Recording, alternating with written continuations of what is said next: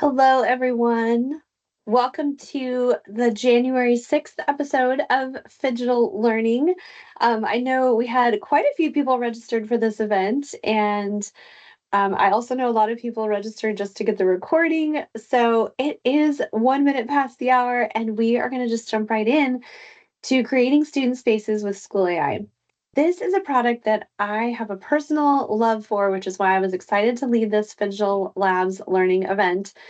I discovered SchoolAI at IdeaCon, which is a conference in February in Illinois a couple of years ago, and I've just absolutely adored it ever since. It was really built with students in mind first. It was not built to be a flashy, splashy, save you time tool. It was actually built to engage students. And that is what we're going to talk about today. So let's jump in. These are our three goals for the session today. The first one is that you see how to design and personalize a student space. The second one is that you understand how to set up guardrails and monitor the student space. And finally, that you get ready to launch your first activity with students. Now, if you're watching this recorded, there's going to be a cut here because we're actually going to have our participants, our live participants, join a student space. And for those of you who are watching the recording, you can join and engage in that student space, pause this video, and engage with it on our own. But for those of us who have joined live, we're going to actually get in and experience a space. Now, I'm going to post this QR code link, the actual link, in the chat. It's down here in my notes. So I'm going to get out of here for just a moment, grab the notes, and post this in the chat so you have it. But if you are, again, if you're watching the recording, you're going to want to grab a second device and open that QR code. You can always send it to yourself on another device if you like.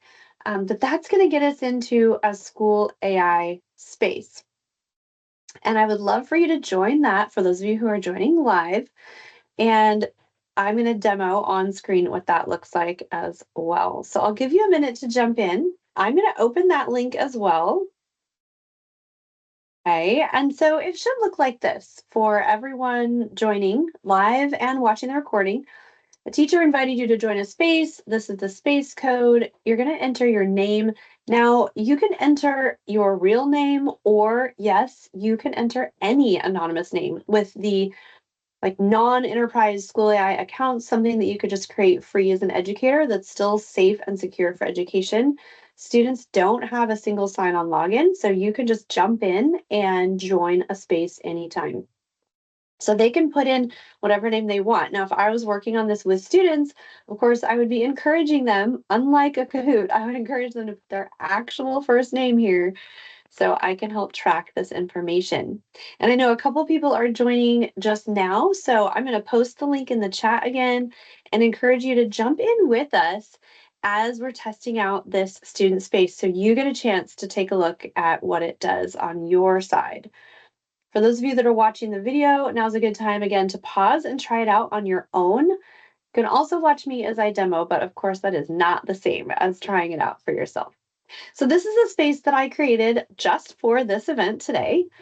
It gives a graphic that I created in Gemini, and then a description of what this chatbot does for the students. So if I wanted to read that, I could come over and see that this is about picking two favorite characters from a book or a movie, then imagining if they switched places. So what if Katniss Everdeen from the Hunger Games series ended up in Hogwarts of the Harry Potter series? What if Spider-Man from the Marvel Universe had to survive in Wakanda, another Marvel Universe movie? Well, comic, everything, right? Most of us have seen the movie, so you decide. So here's how it works. We chat with the bot. This is a chat bot that I've created for you to experience called a space in SchoolAI. It's going to ask us some questions. I've designed it to guide students through this activity. So it starts by saying, hey, ready for a quick what if game? Think of two characters you love from different books or movies, and who are they? Now, keep in mind that if your students are not strong readers of English, you might want to use some of the accessibility features.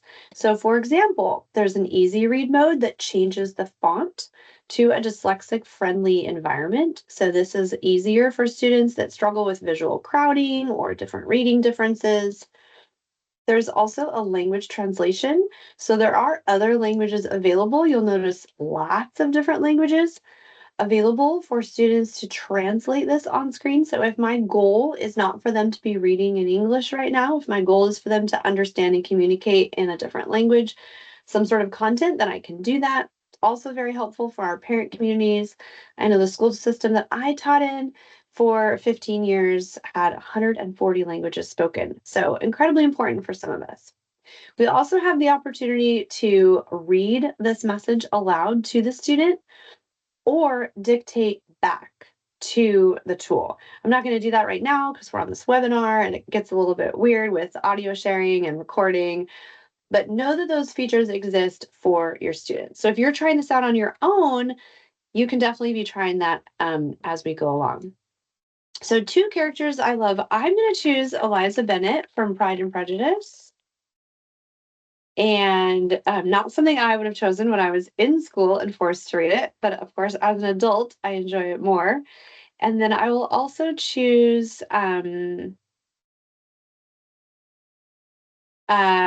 Tris from Divergent.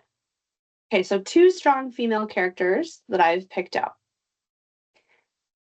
So then it's going to ask me, okay, which one do you want to try? And I'm going to try putting Tris into Eliza Bennett's world. So now the chatbot is going to guide me through some characterization understanding. So what are Tris's top strengths? What's one big struggle I think she would bring to Eliza Bennett's world? Notice that I use the word Eliza and SchoolAI has replaced it with Elizabeth Bennett because that's, of course, her full name from Pride and Prejudice. So interesting how it's like making those accommodations. You'll notice that our chatbots will actually revise for students typos, misunderstandings, similar to how a person would kind of translate that information for the student. So I'll have to answer this so I can continue showing. If you're trying this out on your side, and I hope you are, then, do yours as well. So I'll be quiet for just a moment and answer my question.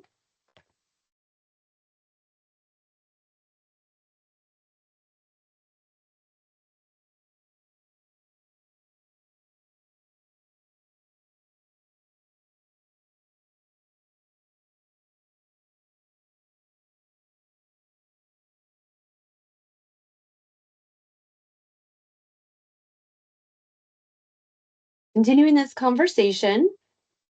So now it's giving me some questions.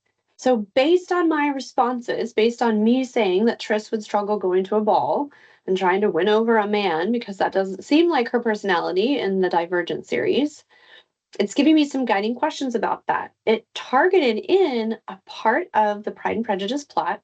When Tris meets Mr. Darcy at a ball, how would her honesty change? What moments from Pride and Prejudice would be easiest to handle? How would her bravery create different consequences? I love the way these types of experiences customize the question and answers for the students based on their responses. It's basically like having a little one-on-one tutor to guide student thinking in a way that I never can as a teacher. I can't amplify myself to individually coach my 30 middle school students or high school students for this example, but I certainly can allow them the assistance here to get their thinking going and then check in with them as I'm working around the room. Now, speaking of checking in with them, I want to show you what that might look like. So I hope that some of you in the chat are testing this out with me. If you're not, we'll just have mine to look at, and that's okay. Oh, great. We've got 3 of you in there. Perfect. Okay, so a couple people just getting started, but you can see here now the teacher view of a SchoolAI student space. All I've done is come in and selected this space, and I can see I have 3 people joined, and I can go in and look at what is going on, kind of a highlight a quick overview as the teacher of what's happening within the chat. You see that I have a smiley face here, feeling kind of neutral. As the students continue the conversations, these will start to give you a sentiment analysis. So, how's the student doing? Are they frustrated? Are they excited? Are they just kind of completing the task? This is a quick dashboard view of maybe which students I need to check in with. This will also give me some notifications and flags if a student has generated some inappropriate content or is trying to talk about, non-school appropriate topics with the chat bot, which is incredibly important. I also can copy a link to the chat, so that's incredibly important for, of course, sharing with other support members of the student system if they've posted something concerning, but also if they're posting something that needs to go to their entire student of concern support team. I can view the entire chat and just see everything there. If I have a student that I'm like, stop, you need to just wait for me to get to you before you continue off the rails, then I can do that. And then I can also take a student out of a chat. So I've had in the past chatbots set up just for general helpful chats. It might be designed to work over a particular science unit or a social studies theme. And those are just open for the entire quarter. There might be a time where you realize this student is abusing this space and I'm just going to go ahead and take them out. Could they re-enter it? Yes, but that's a different conversation, right? Around your classroom management and how students are interacting. So that's just a little bit of what this looks like. I want to give that background because as you go into thinking about setting up your student space, it's important to know how student spaces work from the student perspective, and then also a little bit of what we see from the teacher perspective. I really appreciate Suzanne is still going. Thanks, Suzanne. And I get to see you next week. Oh my goodness.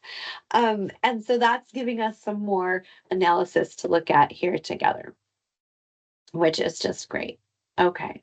So with that, everyone, let's jump back into what we're actually going to do next. So as you did this activity, for those of you that participated, which again was awesome and super helpful, think about this activity from a student perspective. So what was most helpful as far as what was the chatbot doing that was helping guide your thinking? What was maybe challenging? What would have made the process simpler for you as a learner? And those questions lead to how would you change this activity? If you were the one designing it, you probably have some great ideas as seasoned educators.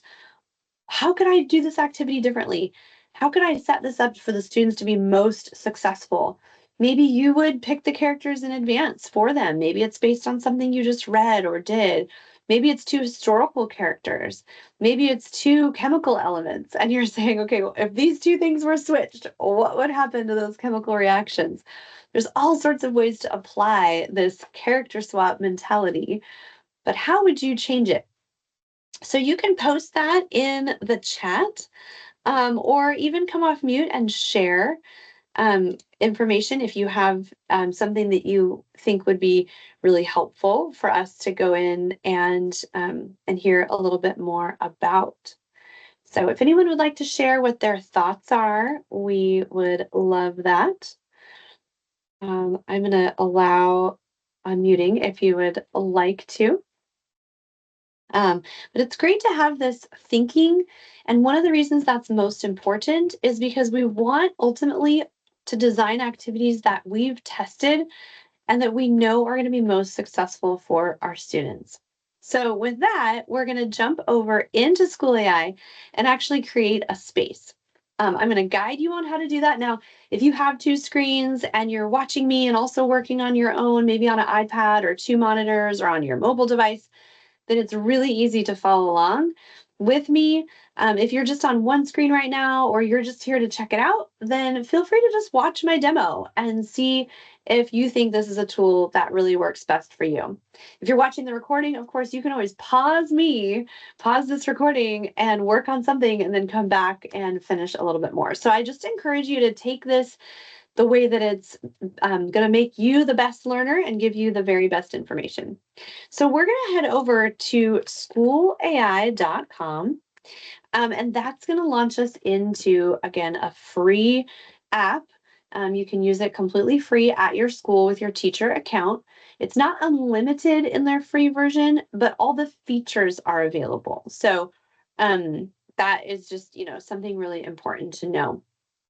So I'm going to head over to SchoolAI now with my education account. Oh, hang on. Yep, this one. Okay, yeah, the one I was in before. And I'll just go ahead back out to the Launchpad. So this is what you should see if you've gotten signed in to SchoolAI. Again, if you're watching the recording, pause, go do that, come on back. Once you're into SchoolAI, I just want to point out to you that there are thousands of spaces pre-created and ready to use. So if you were interested in looking at something that another teacher has created, like I got the idea for my space today from this space, change that character. I looked at it and I was like, oh, it's not exactly what I want, so I'll tweak it and do my own. But here's one, for example, third grade area and perimeter. You might not think that we could conquer a math concept like area and perimeter through a SchoolAI space chatbot. But here it is, created by a teacher, Charlotte Hollinger. I don't know this person, but I'm excited that it's been posted for us. And you have two options here. You can either launch straight from here. So you're like, I'm good with this. I'm going to use it exactly as is. Or you can choose Remix. And if you choose Remix, then it's going to open the edited version of this space. So I'll go ahead and choose Remix. I think Remix is a really great first thing to do with a SchoolAI space because it gives you all the editing fields, but already completed. So you know exactly when you go to create your own space for the first time, you know exactly what belongs in each field because you've already seen it in action. So this one is called, of course, third grade area and perimeter. And the prompt, the directions to the generative AI tool, the directions to the chatbot that the students do not see are here. You can see that Charlotte, who designed this, is using questions based on third grade STAR, the STAR test. All our third graders take that in the United States. When they say correct, congratulate them with a funny joke appropriate for third graders. And they need to get 6 questions correct. At the end, let them know they've mastered it. So those are her directions. Now I can come in and make this only 5 questions. Maybe I want this for 5th graders. Maybe I have a group of students who need some remediation in area and perimeter. They, didn't do well on their assessment and I want to help them kind of guide them along. You can see I have an option to upload my own image, which is what I did for my character swap. I told you I created it in Gemini and then I uploaded it here. But SchoolAI will also generate for you with its own image generator if you just want to have it generate something, or you can leave it blank. You can also add a subtitle and a description for other teachers to view when they're remixing your spaces that you've chosen to share. And then we also have that student description. Now, if you remember in my character swap, I had that student description over on the right-hand side.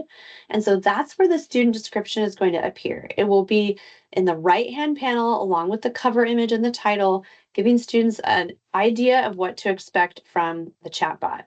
I love that because some of the other tools that are not built for education, like a Gemini Gem or a ChatGPT Custom GT or a Copilot Agent, those tools don't include that kind of launch screen feel.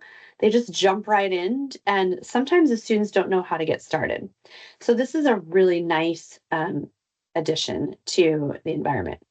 Now, when you're ready, when you think you've created something that you want to use with students, you are absolutely going to preview. What preview does is runs the chatbot exactly based on these directions. You don't have to launch the space, go test it with a login.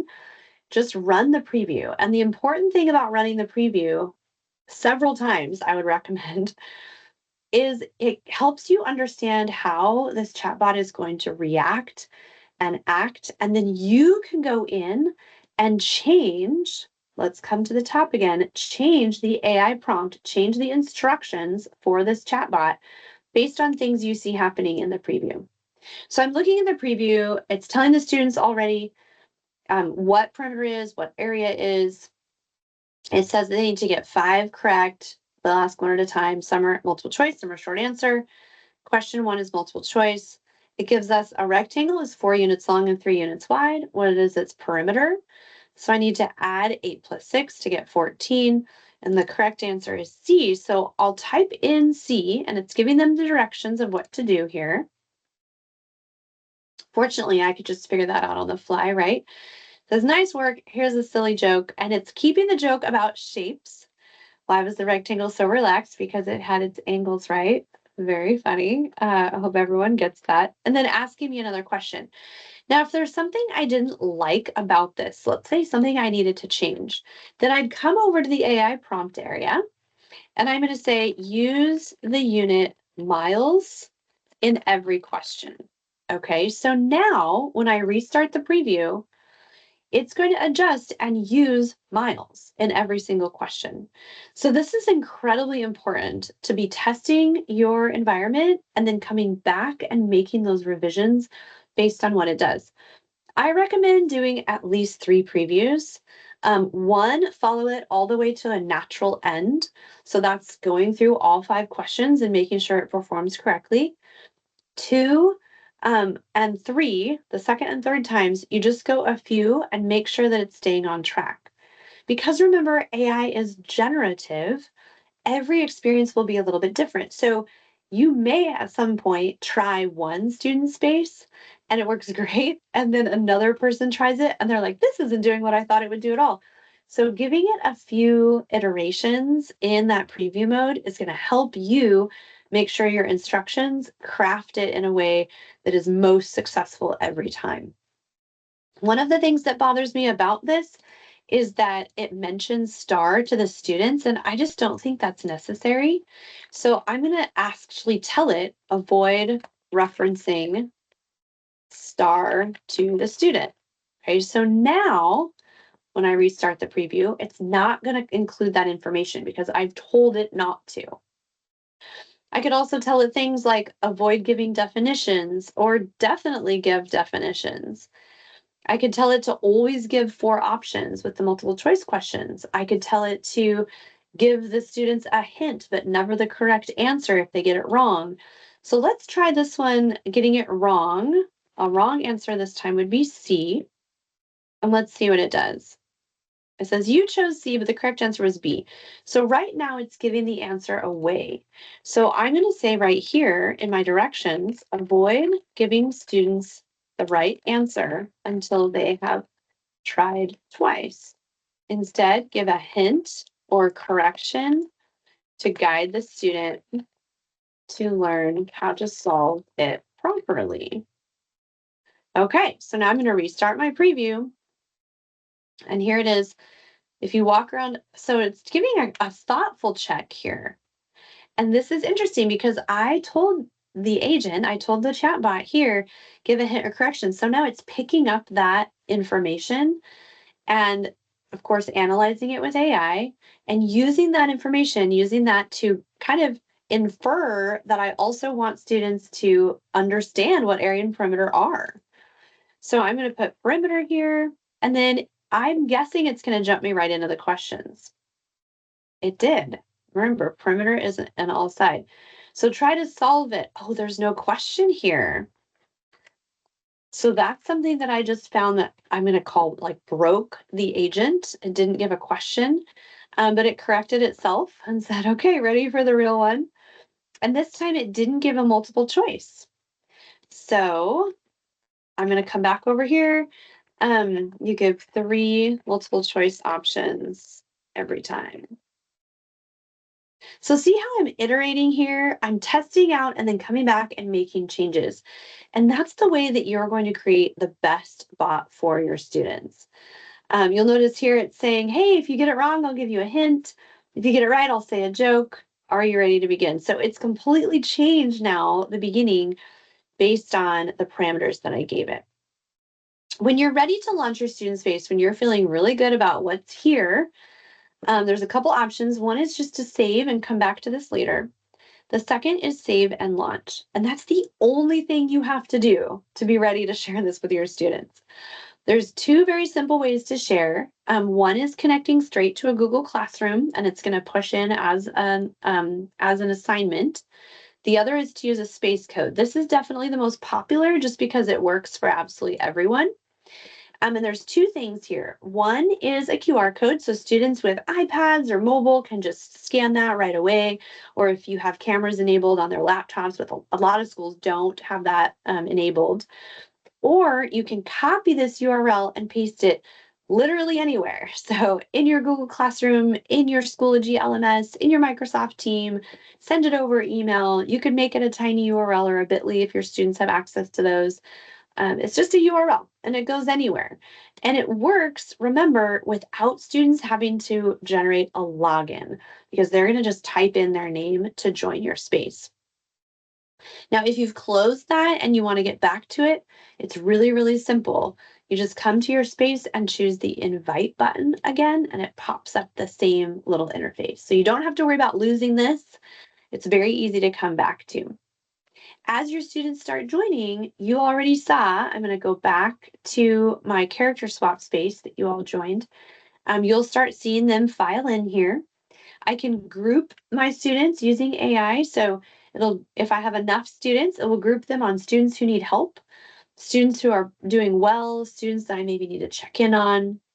I can also add tags here. So if you have like period 1, or if you have different preps, or if this is for math or social studies, you can organize all of your sessions with tags. When you're done with your session, you can go ahead and choose to end it.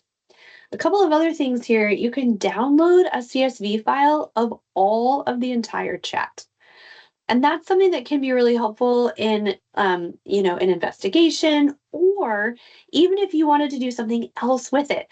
Like what if you wanted to generate a word cloud based on all the student responses to this chat?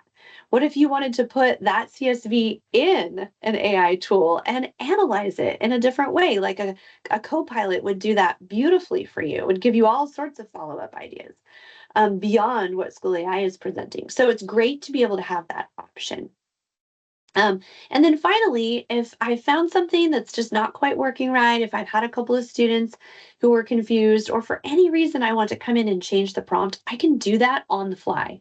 So even though this is open and being used right now, I can come in and edit the chatbot instructions, which will in real time, as soon as I click save, will change that bot for the students even as they're working. So it's a really responsive way to get together on making sure students have the best experience possible. All right, so let's go back to our 3 objectives for this short webinar today, or recording if you're watching that as well. Our objectives were that you would be able to design a space, which I think we've covered, that you could put in some guardrails and monitoring, which we've done, and you're going to get ready to launch this with your students, which is one button right here. So I would call this a definite success. It is easy to get going and even easier to share it with your learners. So a few reminders as we wrap up today. Number 1, preview your chatbot like your students would. If you have some students who are going to try to hack it, they're going to try to, use the word kill, and they're going to try to get it to generate something inappropriate, do that in your test. See how SchoolAI responds and make sure that you feel comfortable with that environment. Then refine and revise your instructions. I also recommend to expect the unexpected.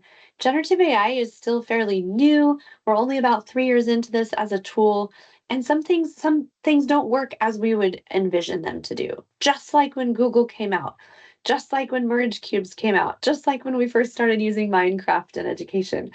So just be ready for something that maybe didn't go exactly as you planned. And finally, monitor those chats and follow up with purpose. If you have a student like I have had that is, just really not participating in the chat, or they're trying to break the chat, then those are great opportunities for conversations.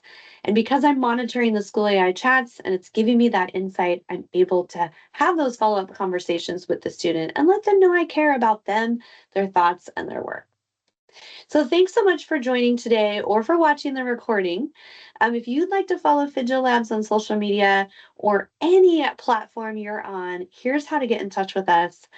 I'm going to assume that you got this information because you already follow us and subscribe. But if you don't already, we put out these events not weekly, but definitely more than once a month. So you might want to check those out. Make sure you're subscribed to our newsletter and stay in touch because digital learning is always available and we want to make sure you're included. So thanks, everyone. Have a great afternoon or evening wherever you are.